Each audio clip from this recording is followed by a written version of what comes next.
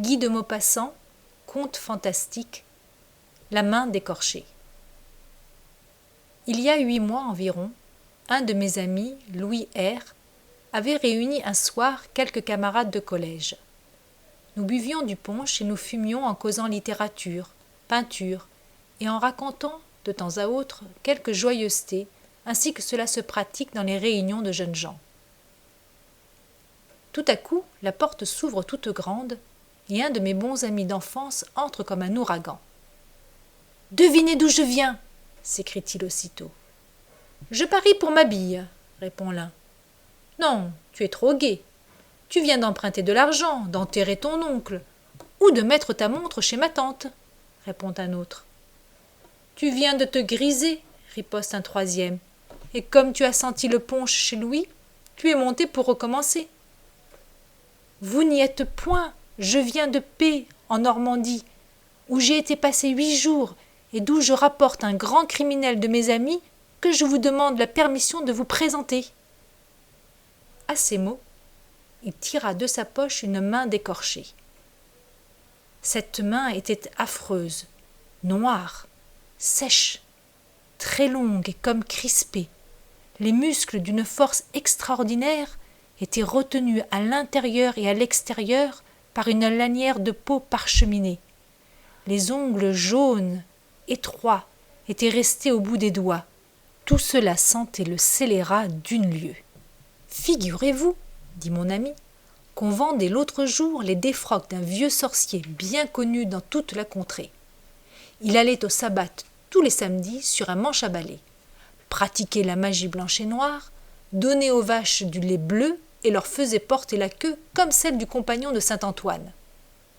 Toujours est-il que ce vieux gredin avait une grande affection pour cette main qui, disait-il, était celle d'un célèbre criminel supplicié en 1736 pour avoir jeté, la tête la première, dans un puits sa femme légitime. En quoi faisant, je trouve qu'il n'avait pas tort. Puis pendu au clocher de l'église le curé qui l'avait marié.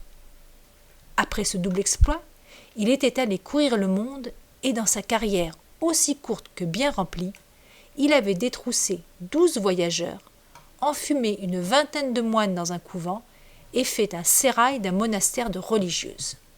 « Mais que vas-tu faire de cette horreur ?» nous écriâmes-nous.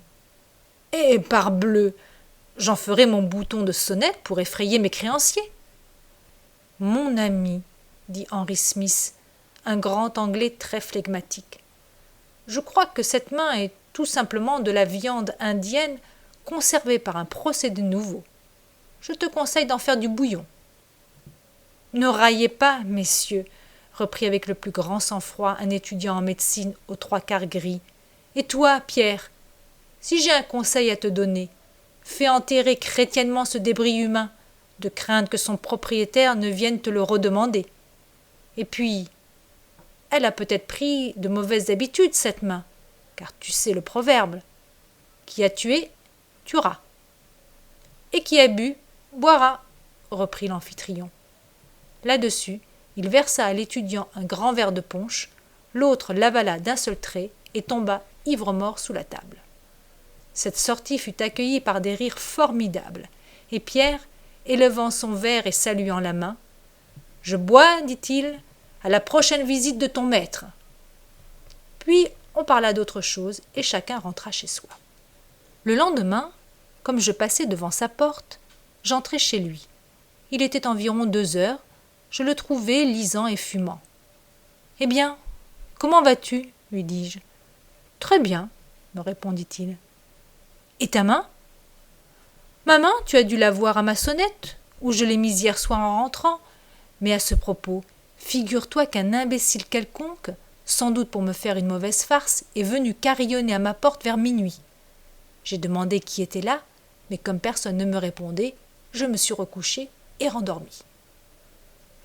En ce moment, on sonna. C'était le propriétaire, personnage grossier et fort impertinent. Il entra sans saluer. « Monsieur, dit-il à mon ami, je vous prie d'enlever immédiatement la charogne que vous avez pendue à votre cordon de sonnette, sans quoi je me verrai forcé de vous donner congé. »« Monsieur, reprit Pierre avec beaucoup de gravité, vous insultez une main qui ne le mérite pas.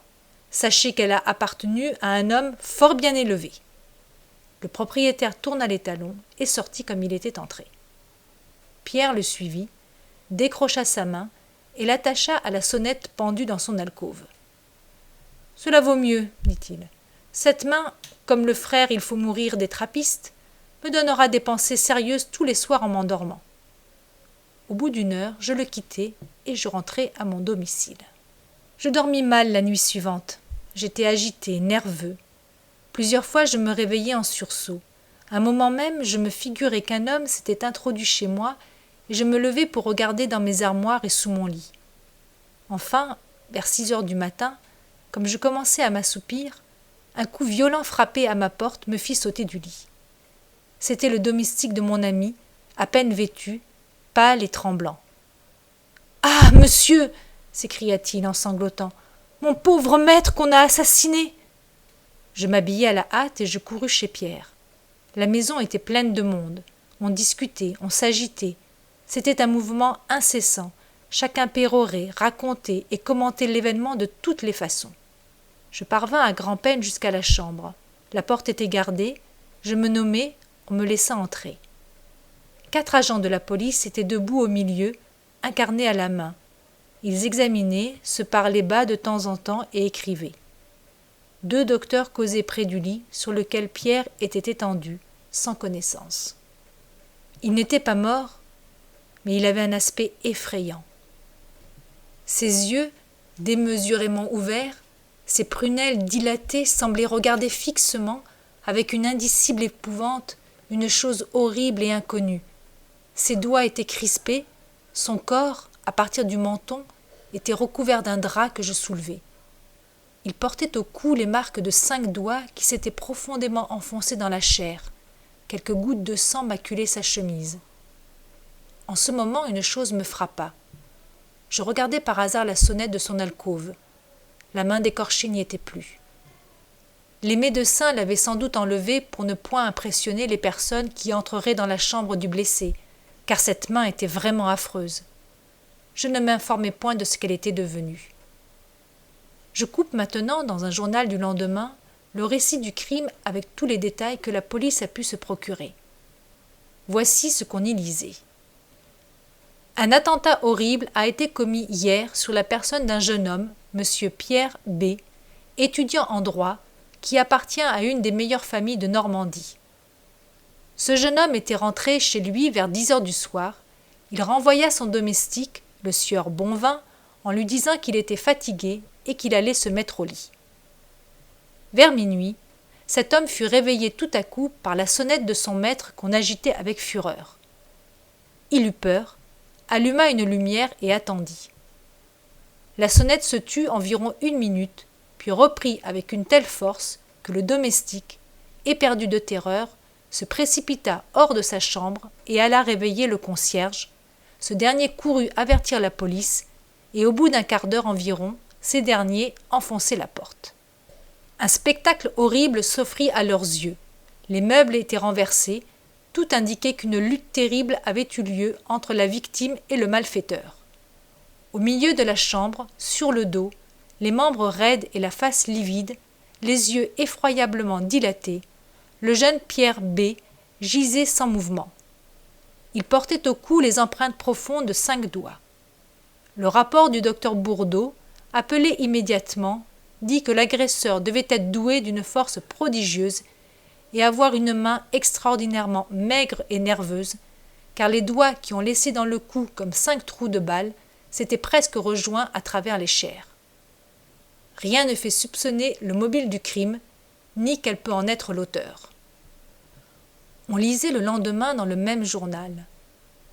Monsieur Pierre B., la victime de l'effroyable attentat que nous racontions hier, a repris connaissance après 2 heures de soins assidus donnés par monsieur le docteur Bourdeau. Sa vie n'est pas en danger, mais on craint fortement pour sa raison. On n'a aucune trace du coupable. En effet, mon pauvre ami était fou. Pendant 7 mois, j'allais le voir tous les jours à l'hospice, mais il ne recouvra pas une lueur de raison. Dans son délire, Il lui échappait des paroles étranges, et comme tous les fous, il avait une idée fixe, et se croyait toujours poursuivi par un spectre. Un jour, on vint me chercher en toute hâte, en me disant qu'il allait plus mal. Je le trouvai à l'agonie. Pendant 2 heures, il resta fort calme. Puis tout à coup, se dressant sur son lit malgré nos efforts, il s'écria en agitant les bras et comme en proie à une épouvantable terreur. « Prends-la! Prends-la! Il m'étrangle! Au secours! Au secours !» Il fit 2 fois le tour de la chambre en hurlant, puis il tomba, mort, la face contre terre. Comme il était orphelin, je fus chargé de conduire son corps au petit village de P, en Normandie, où ses parents étaient enterrés. C'est de ce même village qu'il venait, le soir où il nous avait trouvés buvant du punch chez Louis R, et où il nous avait présenté sa main décorchée. Son corps fut enfermé dans un cercueil de plomb, et 4 jours après, je me promenais tristement avec le vieux curé qui lui avait donné ses premières leçons dans le petit cimetière où l'on creusait sa tombe. Il faisait un temps magnifique. Le ciel tout bleu ruisselait de lumière. Les oiseaux chantaient dans les ronces du talus, où bien des fois, enfants tous deux, nous étions venus manger des mûres. Il me semblait encore le voir se faufiler le long de la haie et se glisser par le petit trou que je connaissais bien, là-bas, tout au bout du terrain où l'on enterre les pauvres. Puis nous revenions à la maison, les joues et les lèvres noires du jus des fruits que nous avions mangés. Et je regardais les ronces. Elles étaient couvertes de mûres. Machinalement, j'en pris une et je la portai à ma bouche. Le curé avait ouvert son bréviaire et marmottait tout bas ses oremus, et j'entendais au bout de l'allée la bêche des fossoyeurs qui creusaient la tombe. Tout à coup, ils nous appelèrent. Le curé ferma son livre et nous allâmes voir ce qu'ils voulaient. Ils avaient trouvé un cercueil. D'un coup de pioche, ils firent sauter le couvercle et nous aperçûmes un squelette démesurément long, couché sur le dos, qui de son œil creux semblait encore nous regarder pour nous défier. J'éprouvai un malaise. Je ne sais pourquoi j'eus presque peur. « Tiens !» s'écria un des hommes. « Regardez donc, le gredin a un poignet coupé. Voilà sa main. » Et il ramassa à côté du corps une grande main desséchée qu'il nous présenta. « Dis donc !» fit l'autre en riant. « On dirait qu'il te regarde et qu'il va te sauter à la gorge pour que tu lui rendes sa main. »« Allons, mes amis, dit le curé. Laissez les morts en paix et refermez ce cercueil.